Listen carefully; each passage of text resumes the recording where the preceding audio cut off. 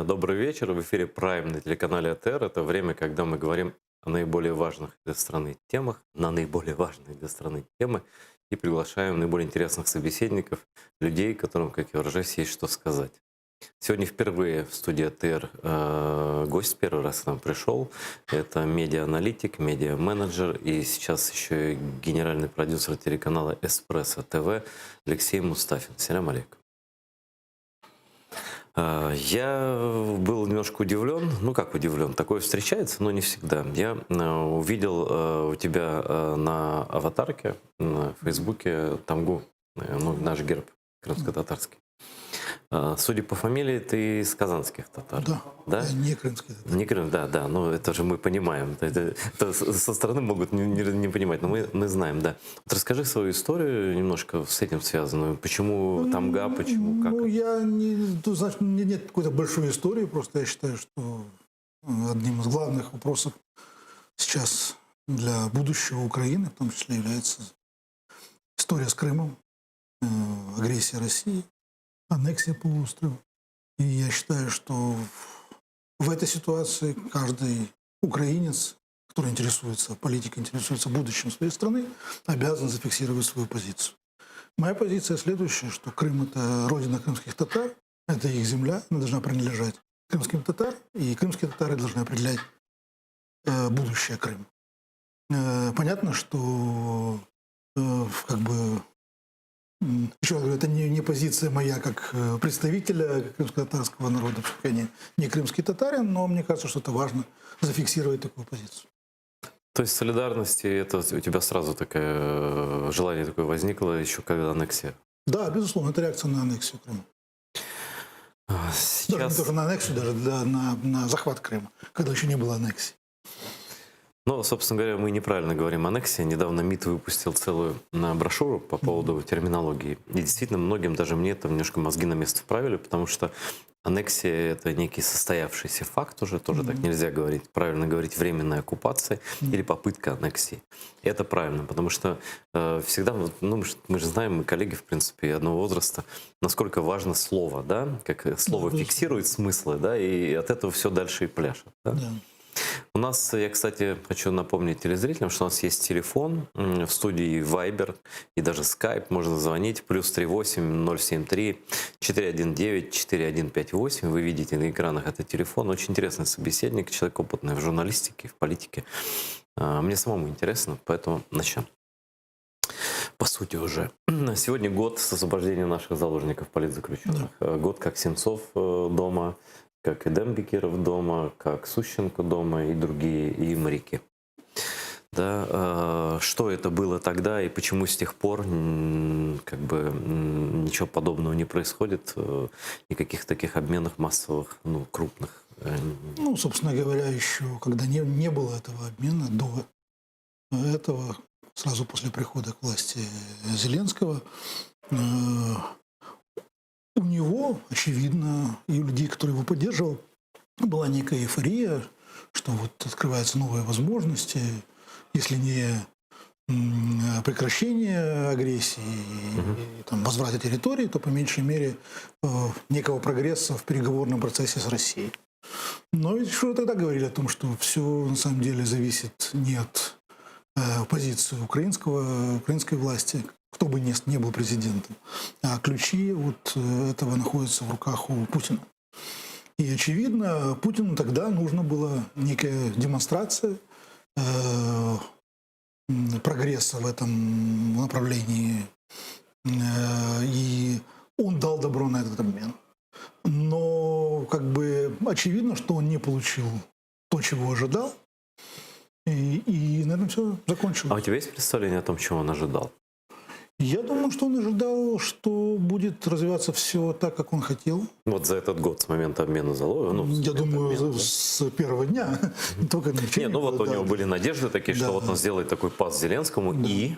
И дальше будет реализация минских договоренностей в представлении, как представляет их себе Путин. Ну, мы видели некие попытки там, с формулой Штайнмайера и так далее, но на самом деле оказалось, что и даже у новой власти, которая вроде бы имеет и большинство в парламенте, и свое правительство, достаточно ограничен ресурс этого маневра, потому что мы видели, какую реакцию вызвала только попытка продвижения формулы Штайнмайера и имплементации в украинское законодательство. И, очевидно, даже Зеленскому, при том, что он был человеком неопытным в этом, стало понятно, что он этого не осуществит. Ну, и он не стал как бы сильно форсировать, поскольку это слишком рискованно для него было. Но, очевидно, Путин понял, что некий расчет на то, что он получит в результате этого обмена некие большие уступки, чем те, на которые мог идти Зеленский. Очевидно, Путин тоже это понял, и все, на этом закончилось. То есть ты бы не ожидал других обменов в ближайшее время? Я бы хотел, чтобы обмены состоялись. Ну, во-первых, потому что все украинцы должны вернуться домой. И я глубоко убежден, что это сверхзадача, и тут даже не важно, на кого обменивать. Хоть 1 к 100, но украинцы должны вернуться домой. Вопрос в том, если у нас эти 100, во-первых. И, во-вторых, нужно понимать, что у русских всегда будет возможность кого-то захватить еще. Ну, конечно, у них оккупированная территория. Да, безусловно, потому что Крым находится под их контролем. Фактически. Что ты думаешь про эту скандальную историю с спецоперацией украинских разведок, даже так можно сказать, да, когда могли, вроде как говорят, и документы показывают, и депутаты, и журналисты, что могли мы получить сразу 30 человек, прямо причастных к терроризму на Донбассе, и это вот как раз укрепил бы обменный фонд. Была это, некоторые говорят, что вообще не было операции, СБУ отрицает. Вот официальная позиция, как раз, что и не было никакой спецоперации. Мне трудно сказать, я не настолько посвящен, я вижу только то, что публикуется. Единственное, что с моей точки зрения такие, скажем так, вещи должны, безусловно, есть некая необходимость держать такие вещи в тайне, по меньшей мере тогда, когда идет подготовка и осуществление неких спецопераций. Но, безусловно, тогда, когда это вышло наружу, это требует самого тщательного расследования. И, мне кажется, показательно то, что сама идея Следственной комиссии парламентской по этому вопросу тормозится. Очевидно, что официальная позиция уязвима. И все-таки боятся придать этому больше огласку, чем может было. Потому что там же показания там по процедуре может вызывать любых чиновников, да, и любые чиновники должны отвечать, да, правильно? Так? Да, по идее так. Понятно, что это аргументируется тем, что у нас вообще все очень дырявое и ни о каком сохранении тайны в условиях, когда это выйдет на уровень парламента, не может быть и речи. Но, с другой стороны, есть большие подозрения, что утечка у нас происходит не на уровне парламента, а на уровне администрации президента исполнительной власти. Перейду к другой теме, которая тебе очень близка. Ну, может, мы к этому будем возвращаться тоже по-всякому, но это медиавойна. Вроде как, знаешь, на фронте сейчас типа перемирия, мы об этом тоже поговорим, да, хотя вот погибли наши воины, и перемирия на самом деле нет, но... Ну, они гибнут все это время, на самом деле. Да. Но просто вот последний просто снайпер. Это же случайно, это же тебе не как-то там, да? Вот, но обязательно об этом тоже поговорим. Я про медиавойну. Твое интервью читал на «Украинской правде» огромное. Огромное. Я таких давно не видел. Это такая пачка. Вот это твое интервью. Оно не маленькое, я тебе хочу сказать. Это только человек старой закваски может это прочитать. Но я прочитал, как старый редактор. Вот. В общем-то, радоваться особо нечему, потому что, судя по тому, что ты говоришь, да, у действующей власти своего медиаресурса нет. Да. Условно, значит, оппозиции такой не пророссийской, то есть проукраинской оппозиции у Порошенко выходит только один, ну, прямой канал и пятый канал, Да. который, как ты написал, меньше влияния имеет, да? Не, вот как раз прямое и пятое непосредственное влияние эспрессо, скажем так, идеологически поддерживает. Ну да, ну вот 3 канала, да, там примерно так, да? Вот. Я не дословно цитирую, поэтому могу что-то не так говорить, сейчас Леша поправит. И на другой стороне фронта мы видим преимущество среди информканалов просто разгромное. То есть вот это началось при Петре Алексеевиче, это продолжается уже больше года при Владимире Александровиче. Сдается, значит, вот полностью как бы контролируется Россией. Там 80% информационных каналов. К чему это может вообще привести и что с этим вообще, говоря, делать? Вот ты как человек медиа, ты, наверное, закон читал о медиа, который до сих пор так и не принят, да, и так далее. Это на самом деле, это же, ну, серьезная ситуация, особенно, ну, выборы будут местные, потом не местные. Ну, тут есть два момента. Первый, я не сторонник того, что эту проблему можно решить административным путем. Безусловно, можно как бы апеллировать там, к опасности монополизации информационного пространства, соответственно, применять какие-то антимонопольные. Ну, там же все по-хитрому сделано, там же везде разные собственники нарисованы, да. Это как бы, не говоря уже о том, что понятно, что это какую-то реакцию вызовет, в том числе и за пределами страны. Я не имею в виду Россию, я имею в виду Европу. Это первое. То есть это неэффективно и имеет большие как бы, репутационные риски в том числе. Я считаю, что это вопрос не только к нынешней власти, но и к предыдущей власти. Так, так и сказал уже. Да. Я просто еще раз подчеркну это. В том, что должна была быть, если мы говорим о защите национальных интересов, о защите информационного пространства, должна была быть альтернатива. И я не думаю, что каналы, которые поддерживают сейчас Петра Алексеевича, это есть реальная альтернатива. На самом деле эти каналы работают на аудитории, которая и так, в принципе, которых не нужно убеждать. Да, не нужно убеждать. Да. И поэтому, более того, чем дальше, тем больше эта аудитория превращается в некое гетто.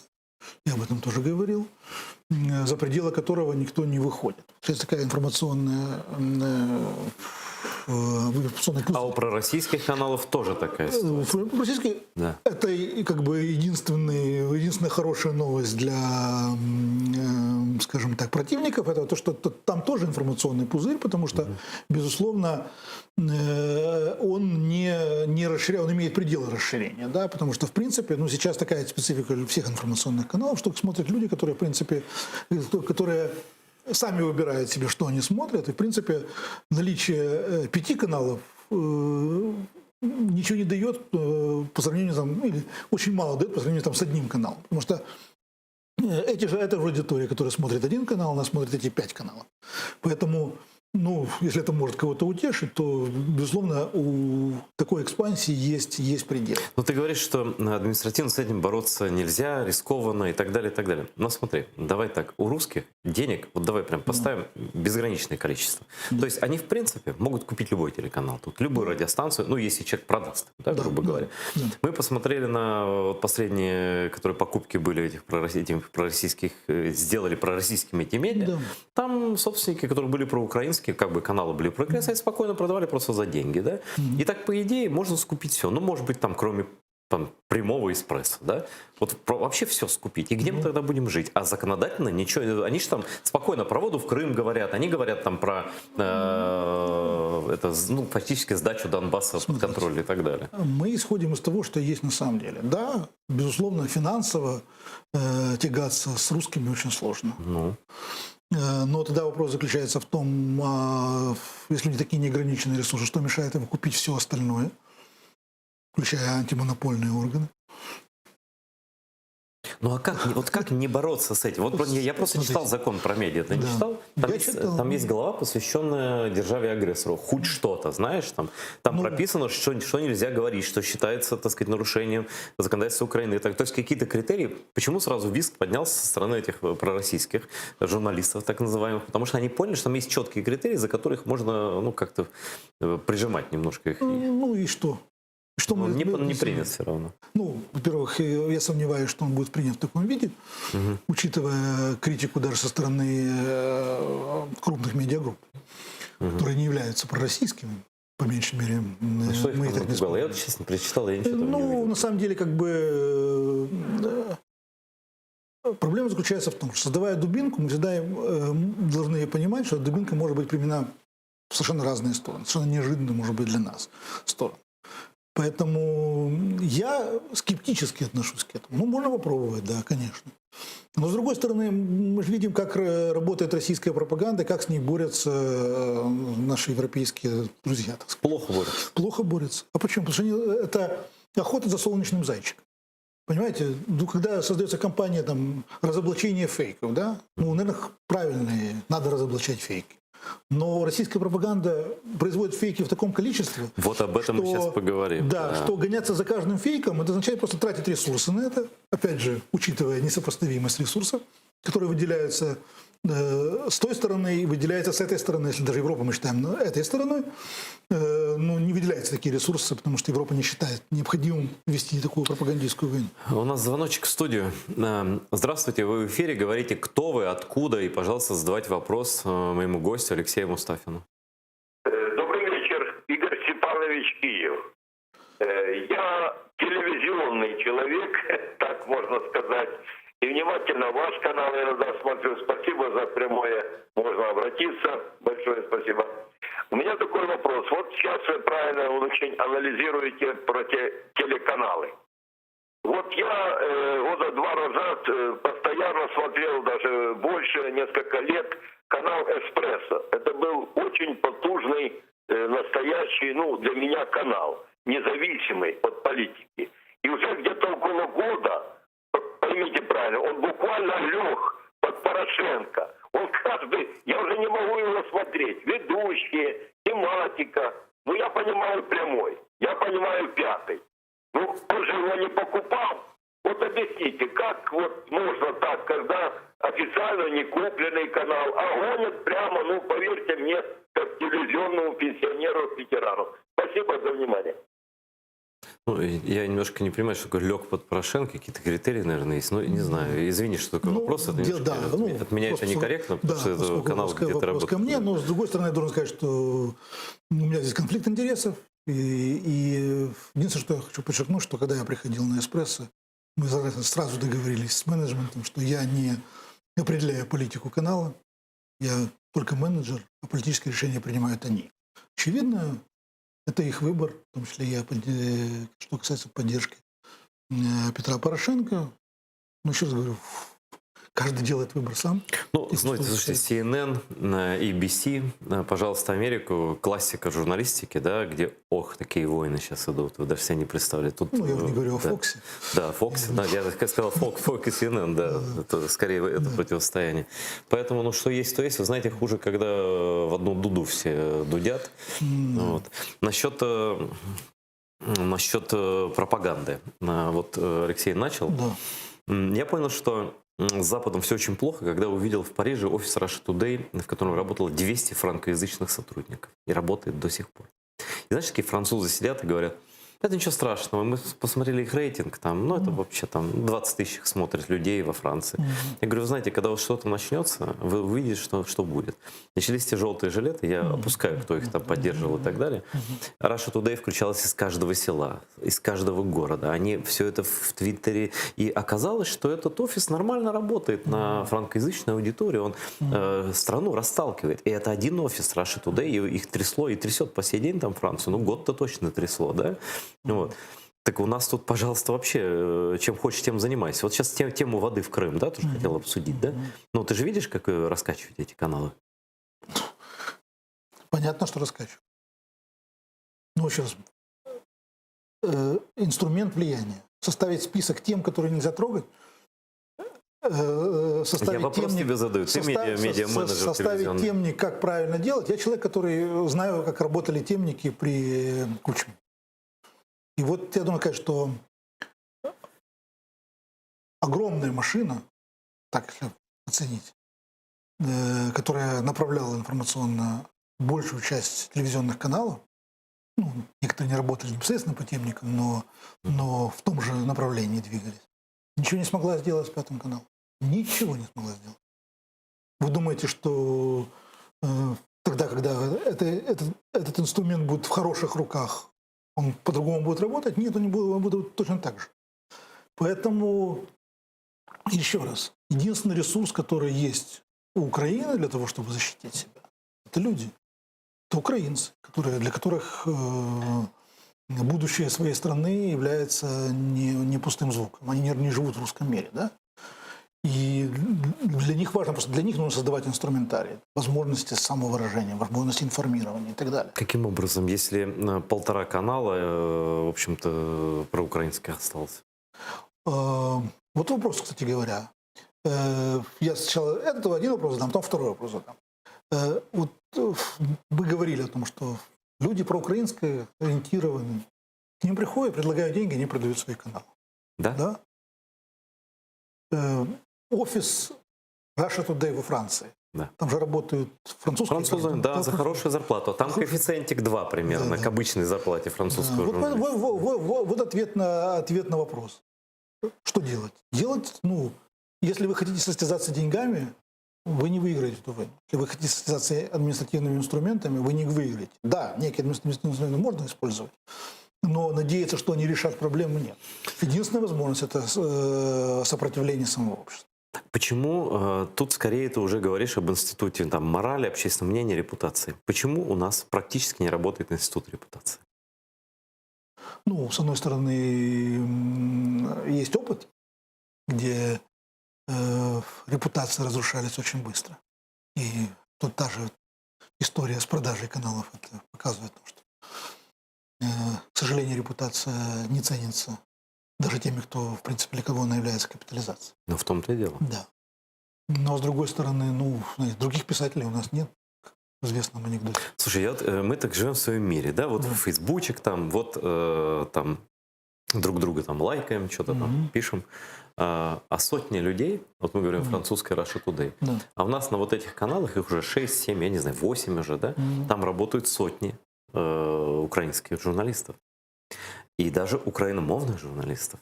И даже из Западной Украины, с таких, казалось бы, краев, да, патриотических, таких бандеровско-упашных краев, и работают люди ничего на пророссийских каналах. Что людей заставляет, журналистов, наших коллег, так дешево себя продавать? Я не знаю, там не миллионы платят. Во-первых, не миллионы платят, а во-вторых, они не считают, что они работают на врага. То есть работая на Медведчука, ничего? Они считают, что они выполняют свою работу. Это не такое представление о профессии. Журналистский стандарт. Да, но я же не призываю к чему-то, я просто предоставляю слово. Я пишу, не знаю, о зайчиках, птичках новости.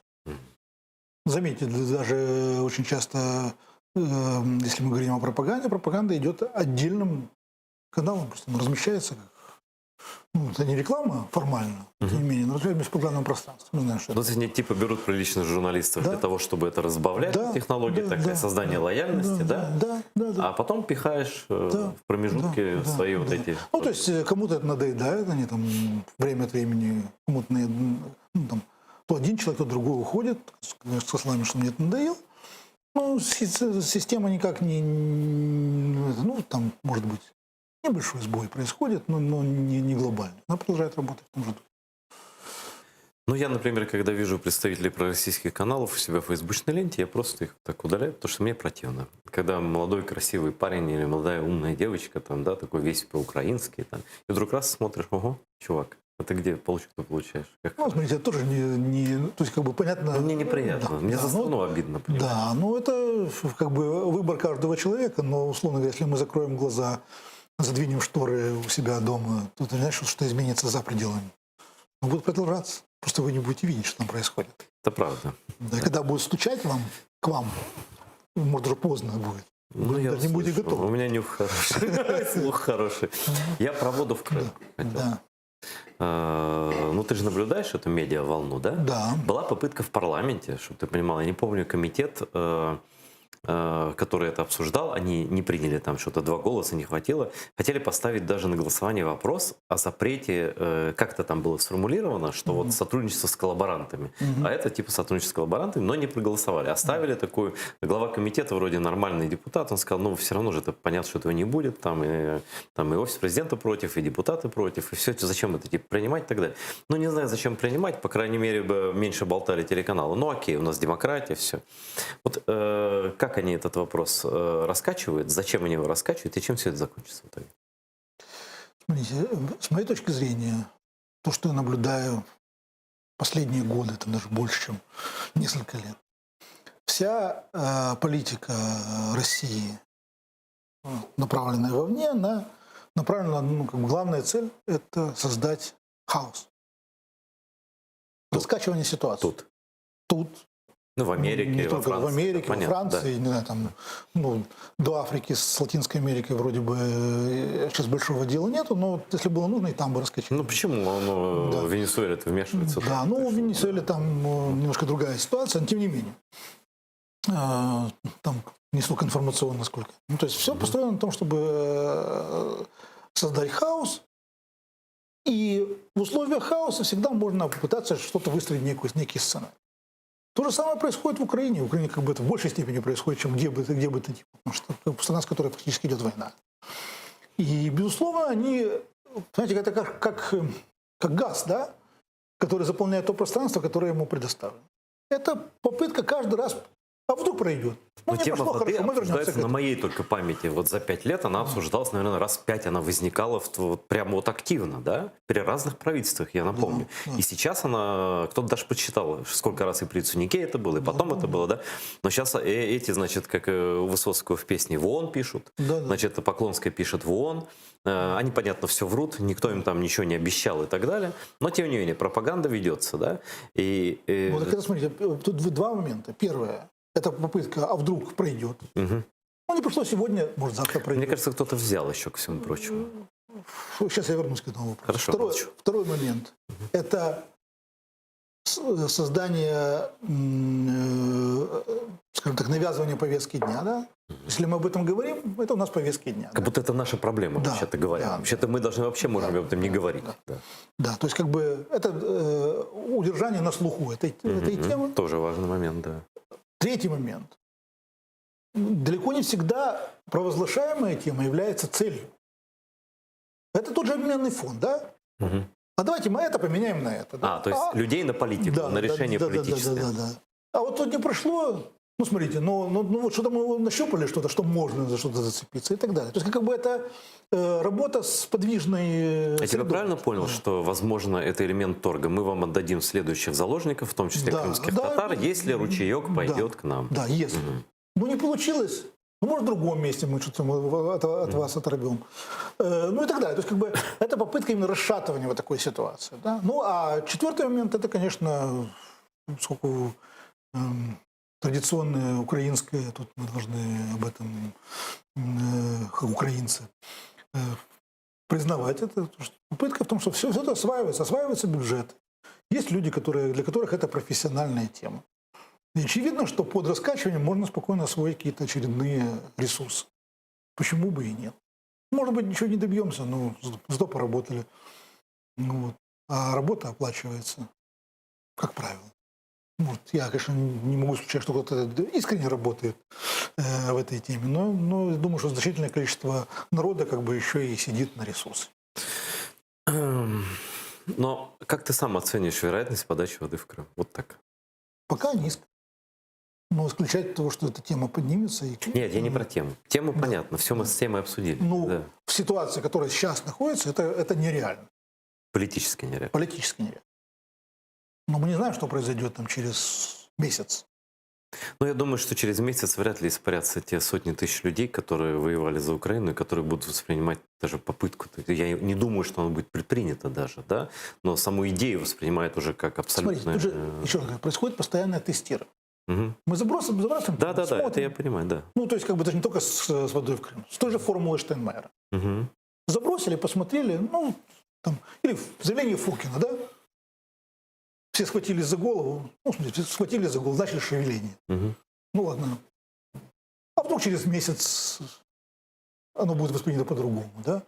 Поэтому, опять же, как можно этому противостоять? Противостоять этому можно только демонстрируя, что это не пройдет, Вот я что думаю, мы на это знаешь, реагируем. вот ты абсолютно прав, абсолютно с тобой согласен, что это стимулируется, и это расповсюдживается, распространяется в разных СМИ, и это не бесплатно, потому что это идет постоянное пуширование, то есть нас постоянно щиплют, там толкают, постоянно говорят, вспомни об этом, давай об этом поговорим, нас вводят в эту повестку дня, хотя на самом деле на тему воды в Крым сказано, надо было сказать, один раз, и больше не говорить никогда ни одного слова. Просто. Ну, просто это неприлично. Это оккупированная территория, чуваки. Вообще какие проблемы? А ты знаешь, что там они сейчас бочки ставят такие пластиковые, значит, с водой. Кто-то там рубит дырки топором, но это у них так принято. Да? Увидел какую-то емкость, руби, вдруг спит, ну шучу. Но, значит, плюс ко всему стали обкладывать налогами колодцы во дворах. То есть если ты сам, допустим, воду просто выкопал себе колодец, оформляя акт природопользования, да, Смотри, и так далее. там же тоже идет, там тоже многофакторное. Первое. Для того, чтобы оказать давление на Украину, да, можно разные способы использовать. Можно писать в ООН, там, или в Лигу сексуальных реформ, неважно, да. Есть чисто человеческие контакты, да. Вот. Люди ездят в Крым, да, ездят из Крыма. Что-то нехорошо как-то. Люди все-таки... Гуманитарные же проблемы, да, как ты сказал, гуманитарная катастрофа. Для того, чтобы показать, что это гуманитарные проблемы, нужно показать вот эти пластиковые боты, должна быть визуализация. Ну да, Если это именно пропаганда. Да. Потому что... Второй момент. Да. На истории с водой, как на любой другой истории, мы можем представить, что никто не зарабатывает. Думаю, что очень зарабатывает. понятно. И очень хорошо. Это да. Опять же, это взаимоотношения между оккупационными властями и Москвой, опять же. Показать, что они же не просто так деньги едят. Они еще... Абсолютно верно. То есть, как бы там Да. много факторов, на самом деле. Я думаю, знаете, что я к телезрителю хочу обратиться? Вот понятно, что если речь идет о питьевой воде, какие проблемы? Россия, оккупант, страна с триллионными какими-то там бюджетами. Вы мост построили там, да? Возите воду в бутылках, раздавайте там Путина, налепите там или кого там, герб какой-нибудь, раздавайте бесплатно воду. Я так полагаю, что наоборот будут прибыли оттуда. Наоборот, с этой питьевой водой будут продавать еще и перепродавать, да, и это всем не будет не бесплатно, потому что Россия так себя ведет, знаете. Ну, а вообще, если честно, мы вот с Рифатом Чубаровым говорили на днях в пятницу, там же население увеличилось на несколько сот тысяч человек, да? Нагрузка на инфраструктуру выросла. Многоэтажки строят вокруг крупных и некрупных городов. Сели туда военных, всяких наловиков, ну всю эту шушеру оккупантскую, да? Плюс военные базы, которые и многие на севере Крыма, они же все время готовы как бы напасть на Украину, и там полно техники и так далее. Это очень, плюс заводы военные, всякие базы, всякие там аэродромы. Это очень водозатратное сооружение. Убери это все, и никто даже без канала, там это была только часть поставок воды в Крым, и там нормально обходились. Просто высасывать стали все, не хватает ресурсов по определению. Поэтому, дорогие друзья, тьфу на вас, какие друзья, дорогие друзья Русского рейха, очень просто попить воды в Крыму. Надо просто взять, сесть на машину, уехать оттуда нафиг, да? В Байкале очень много воды, поверьте мне. Там много рек таких полноводных. Там можно напиться так, что и жаловаться в ООН не придется. Я поэтому и всем этим Поклонским, всем. Это же, зачем этот засушливый Крым? То есть воды не хватает. Пожалуйста, за Урал. Там, может, здесь снег есть просто. Ради бога, да? Но воду от Украины вы точно не получите никогда. Я прошу прощения. Я правильно все сказал? С вашим мнением. А твое какое? Ну, мое мнение, я бы не стал бы, может быть, так пафосно обращаться. Ну, то есть, как бы, есть абсолютно рациональная вещь. Понятно, что для потребностей мирного населения... Никаких проблем. Да, воды в Крыму хватает. Я думаю, что в ближайшее время с этим проблем возникнуть не должно. Мне тоже кажется, что они во многом искусственно это создают проблему. Да? И показывают ее искусственно. Еще одну тему хочу поднять. Это тема перемирия, самого долгого перемирия за период войны с Россией, и которое вот буквально на днях было нарушено впрямую, конечно же. Это убийство, снайперское убийство, то есть люди вышли, убили украинского воина. Это просто так не делается, там не самодеятельность, там, значит, эти снайперы просто так не гуляют, да? У них, у русских все четко там прописано. Вот, плюс, что у нас еще произошло? И произошла угроза со стороны этого Пушилина обстрелять 503-й батальон морской пехоты. Но это, конечно, выглядело дико, потому что мы знаем, что это за люди, их просто так обстрелять не получится, и ничего и не было. Я только знаю, знаешь, что они делали? Они вместо вот этой атаки, которую, это, кстати, мало кто знает, но просто я расскажу. Вместо этой атаки на позиции 503-го отдельного батальона морской пехоты под Горловкой, они ездили, значит, эти русские вдоль линии фронта и песни орали какие-то там свои. Но стрелять они не решились. Но, тем не менее, понятно, что есть желание с той стороны, как бы, ну, есть военный шантаж. Как ты думаешь, есть или нет, и зачем? Что, Путину надоело это перемирие формальное или что? Ну, смотрите, мне кажется, что здесь как с обменом заложников, да? Ему не нужно перемирие само по себе. Но оно должно нести какую-то пользу. Да, но нет, должно нести какую-то пользу.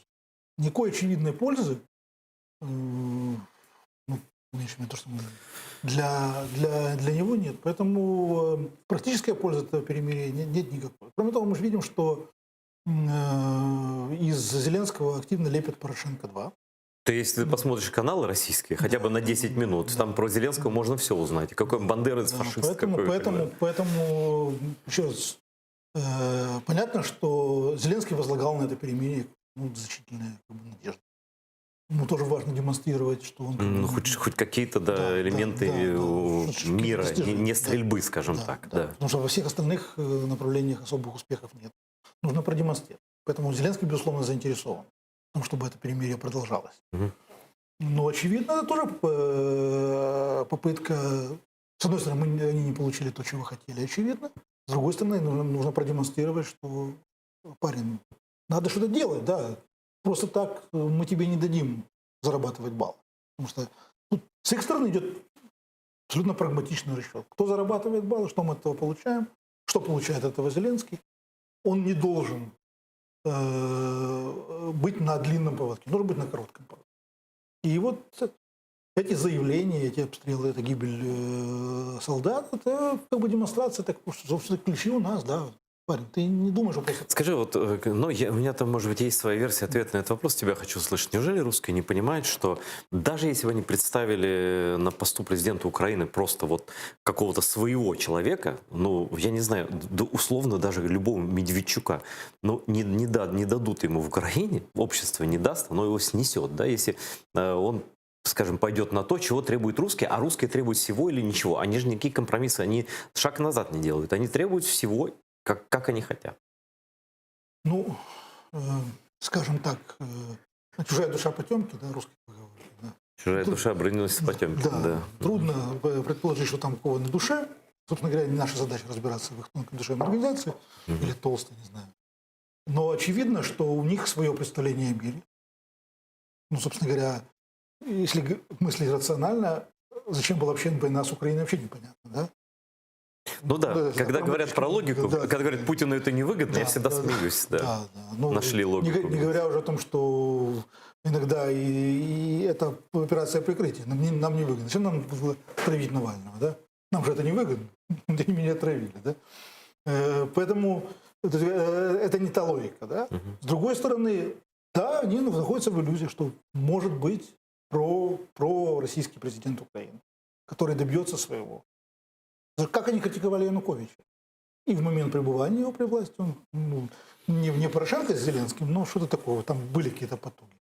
И за что критиковали его поведение во время революции. За то, что танками не раздают Майдан. Да, то есть им нужен мало того, что пророссийский президент, но и президент, который будет давить танками. Который замазан кровью, который потом попросит помощи, который Беларусь. Ситуацию в Беларуси, да. Это абсолютно зеркальность. Они хотят так сделать везде. Где-то есть... Смотри, вчера буквально было, ну, у них по воскресеньям эти марши. На мой взгляд, людей было меньше, чем в прошлые разы. Я не берусь судить точно, я не сравниваю. И, на мой взгляд, Лукашенко перешел к фазе силового удушения, грубо говоря. Много, там 600 с лишним задержанных, из них 300 в тюрьмах оставлены там, и так далее. И как-то вот этот розовый период надежд, он немножко заканчивается и переходит к такой довольно грустной реальности. Но это я так вижу. Как ты видишь развитие ситуации в Беларуси? Ну, я не сказал бы, что все уже решено. Ситуация такая в точке бифуркации продолжает оставаться. Но, безусловно, ресурсов у оппозиции или протестного движения не так много. У них нет организации. И это не Украина, опять же, это Беларусь. Поэтому тактически я не исключаю возможность, что Лукашенко удастся, по меньшей мере, удержаться и провести силовое подавление. Но я вижу, что действия Лукашенко, это, в принципе, они, с одной стороны, логичны, потому что так действовали все режимы такого типа, но, с другой стороны, как бы они сами серуют могилу. Ну, в перспективе, да, но он может успеть сдать страну Путину. Самый главный, вот я сейчас закончу с Путиным, главный революционер в Беларуси, безусловно, сам Лукашенко. Он провоцирует. И, собственно говоря, эти протесты были спровоцированы его действиями, и дальше он продолжает провоцировать. Более того, я считаю, что это очень важный момент, когда переодетые полицейские, ну или там, работники спецслужб, или это парамилитарные некие... Тетушки, как у нас называют. Да. Называют, да. Но тем не менее, это уже разрушение монополии публичной власти на насилие. И когда, да, сейчас они санкционированы, безусловно, но если сегодня есть люди, которые имеют оружие, его пускают в ход санкции, значит, завтра может они пустить его без санкций. А послезавтра могут пустить еще и не в ту сторону. Поэтому, с моей точки зрения, здесь очень рискованное для перспектив Лукашенко действие у него он предпринимает. Но, в принципе, мы знаем по опыту нашему с Януковичем, с моей точки зрения, разрушение власти началось именно тогда, когда началась игра в этих тетушек. И более того, следующий шаг, который принял Янукович, который еще не предпринял Лукашенко, это попытка создать страшных радикалов, которые оказывают сопротивление полиции. Пока в этом, видимо, у него нет необходимости, но у Януковича на определенном этапе возникла такая идея. И это не только у Януковича возникло. Ну так Путин же сказал, если будет хоть что-то, хоть одна машина типа сгорит, то мы поможем. Да, ну, с другой стороны, Путин и в Украине решил помогать. Да. Вот, мы имеем войну. Посмотрим, ситуация какая. Да, безусловно, всегда есть риск вмешательства России, но, опять же, если говорить прагматически, то любое удлинение фронта играет не на пользу Путину. Если он еще и в Беларуси путается в какую-то историю, то я думаю, что это означает, что он еще больше растянет фронт. Ну, понимаешь, что он же тоже в своей логике действует. Он не может отказаться от такой добычи. Да, это, я помню, было определенное время, потом это чуть затихли эти разговоры, потому что и в Украину его втянули, да, как бы злые силы, да. Он не хотел, но его втянули. Вот, но потом как-то затихло, тем не менее. Всегда можно объяснить это, но тем не менее, да, конечно, это как, знаете, как в принципе велосипедиста, да, пока ты крутишь, ты держишь на пока диктатор, каждый диктатор едет на велосипеде. Да. Вот, поэтому, что с точки зрения, я говорю о краткосрочных перспективах. Если долгосрочных перспектив, то Лукашенко, безусловно, уже проиграл.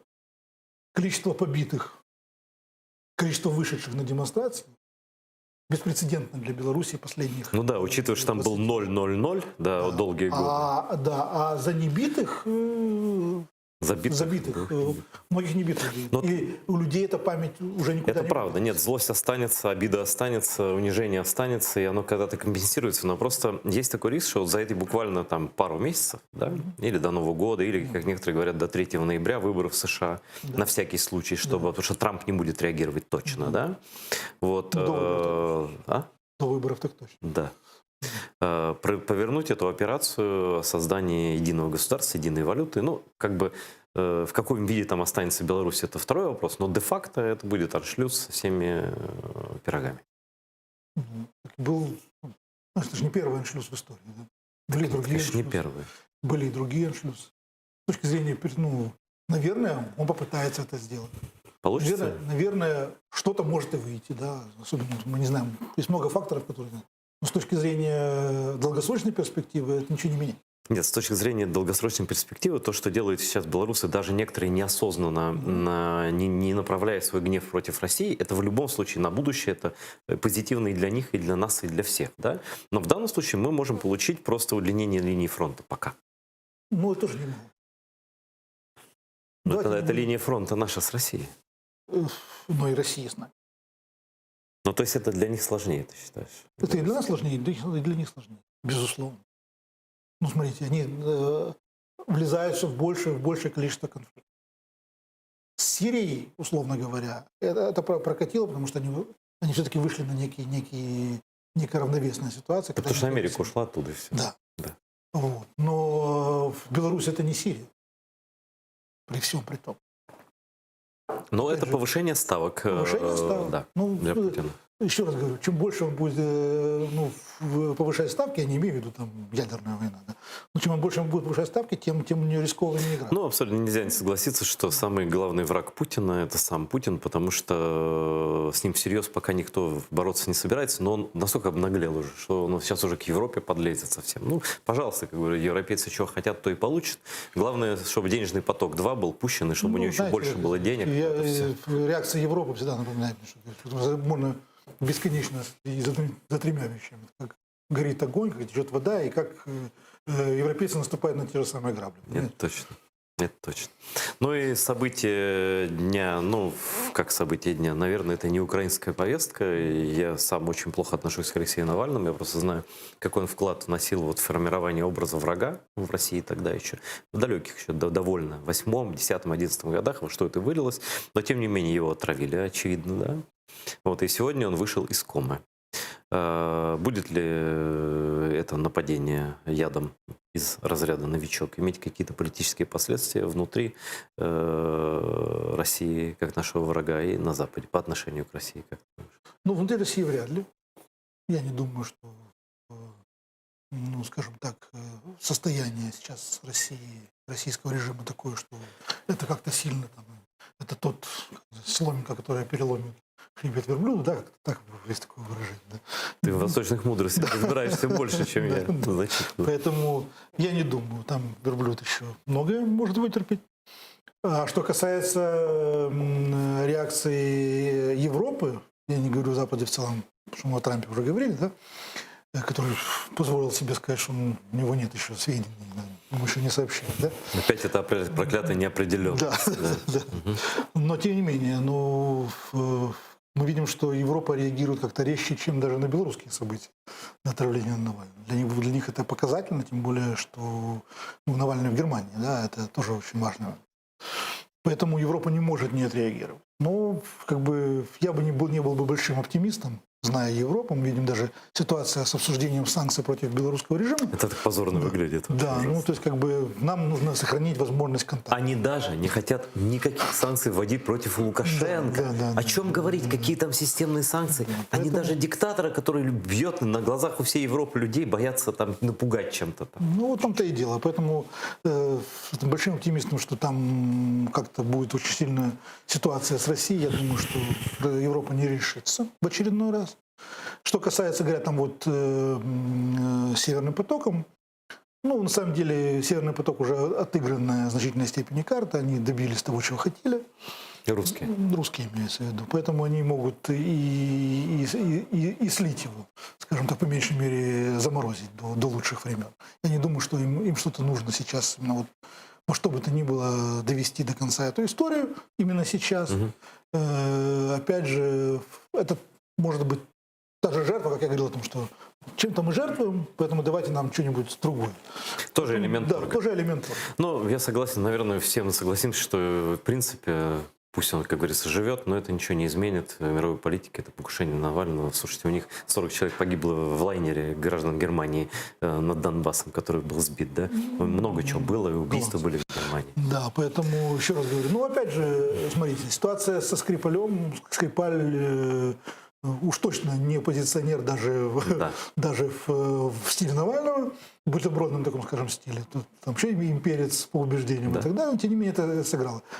Опять же, вопрос не в том, что кто такой Навальный, а вопрос в том, что это как бы демонстративное Значит, использование. вопрос даже не в болезни, болезнь нам понятна. Вопрос в реакции на эту болезнь организма, цивилизованного мира, которую мы, к сожалению, не видим адекватно. Ну, к сожалению. Спасибо, что пришел. Наш эфир, к сожалению, подошел к концу. В гостях у нас был Алексей Мустафин, медиа-менеджер, медиа-аналитик, аналитик вообще и в частности. Ну, до новых встреч в эфире. Смотрите АТР, телевидение для умных людей.